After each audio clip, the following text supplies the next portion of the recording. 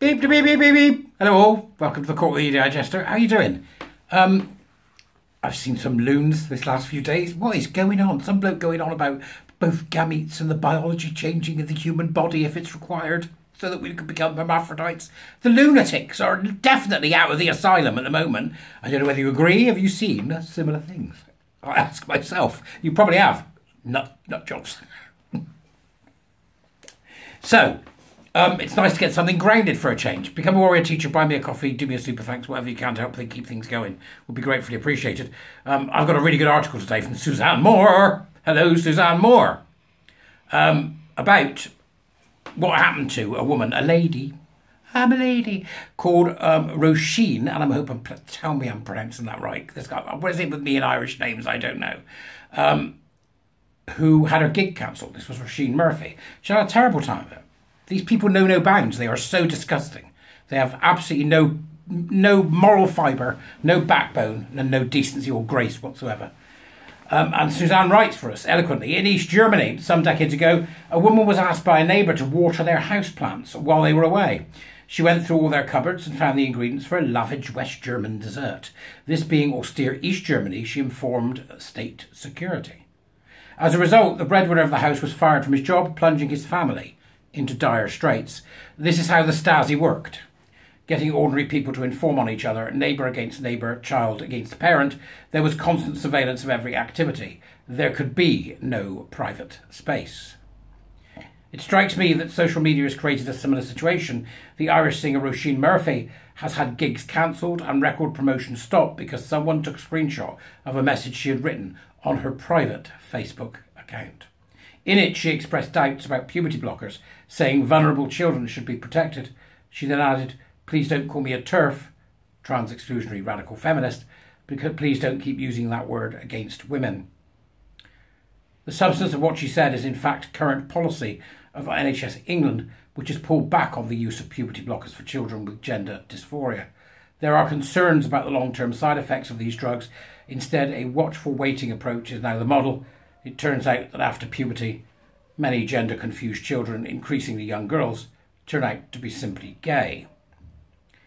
Murphy had broken some unsaid rule in the arts, which is keep your head down on any issue to do with gender ideology. There is one line and one line only, or you will be cancelled. Yet Murphy did not even make a public statement. This was a private conversation. Half the people attacking her don't even appear to know what she said. But the pyre has been built, so the crowd gathers to light the flame. It's an awful spectacle. In Manchester, Suzanne continues, another private conversation resulted in trouble. In a hotel during the city's Pride Festival, Dev Mystery, a burlesque performer, this is me, you've seen pictures of this bloke, look on my timeline. A burlesque performer overheard a member of staff talking about trans people. He had to take his headphones off to hear precisely what they were saying. He actually is quoted here. It was not necessarily malicious, but it was that men are men and women are women. Well, Deb Mystery, what's wrong with that? It's true. And there's no in-between. Mystery complained to reception, and the employee reportedly apologised for causing offence, but Mystery made sure his complaint went to the hotel's head office. HR was informed and agreed that staff needed to have more training on LGBTQ plus issues. LGBTQ. This is someone complaining about a private conversation that they had to strain to hear. How does this advance the cause of trans people? We saw calls for cancellation during the Edinburgh Festival. Sometimes it involved sieving through someone's tweets. A couple of wrong likes were enough to cause the Royal Lyceum Theatre's David Grieg to issue a grovelling apology for careless and harmful behaviour online. The tweets he had liked were perceived to be transphobic. By whom?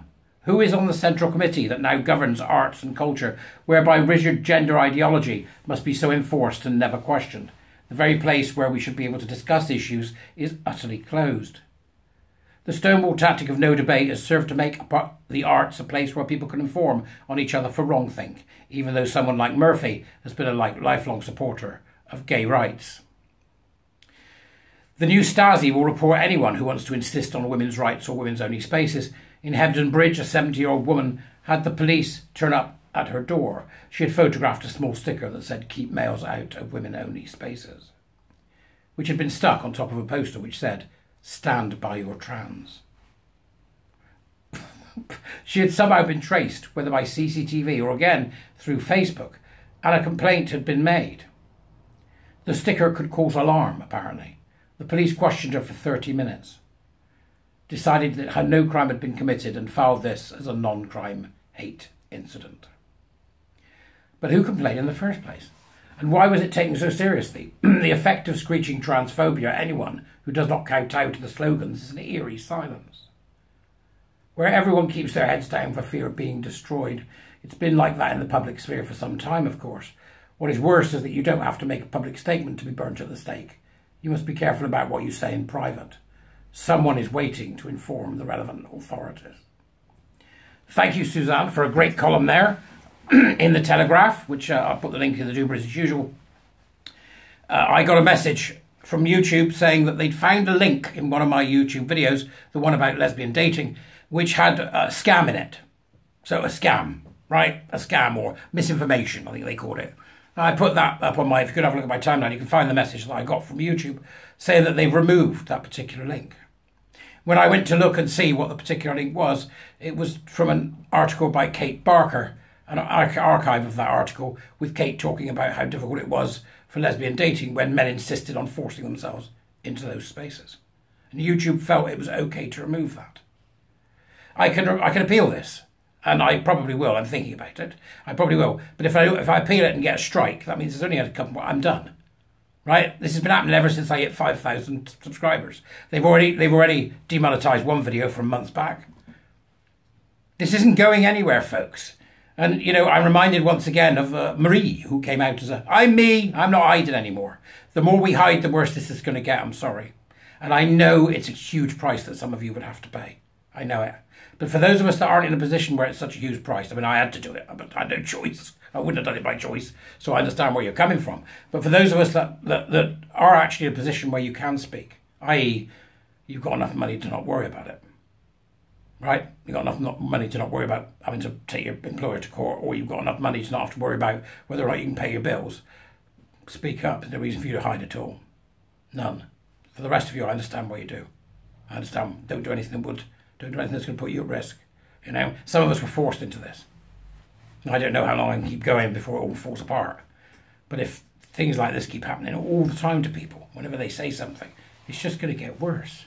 What do you think they're going to do? Go away? Do you think these people go away? They get up one morning and go, all right, that's enough. I'm tired.